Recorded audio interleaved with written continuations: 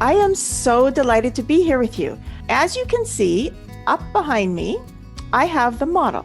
So we're just going to start, and I'm going to teach you again how the model works.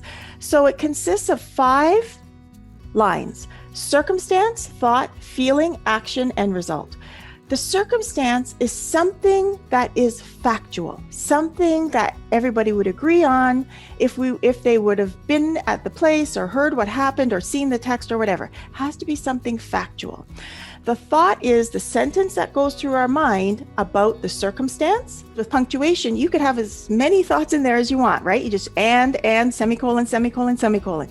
One sentiment on the thought line, and you're far more likely to get a clean model. The feeling is the emotion that comes when we think that thought, okay? And the actions are the things that we do and we don't do when we have that feeling.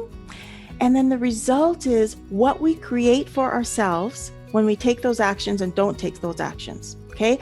The other thing that's helpful to note about the action line, it's not just physical things, it's cognitive things. Do I ruminate? Do I spin? Do I catastrophize? Right? Do I tell myself the same thing over and over and over?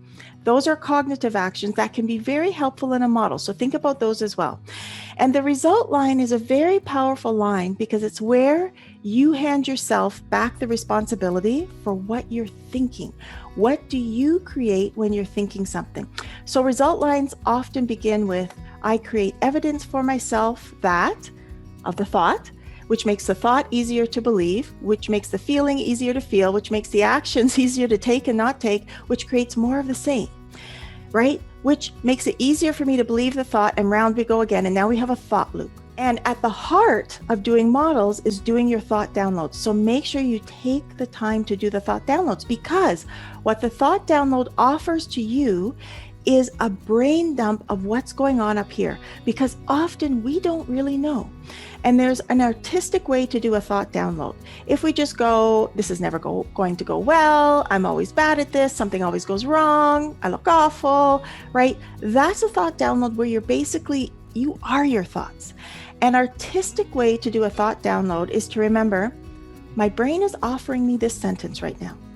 Here's what my brain is telling me right now. This is a sentence I noticed just floated to my mind and through my mind right now.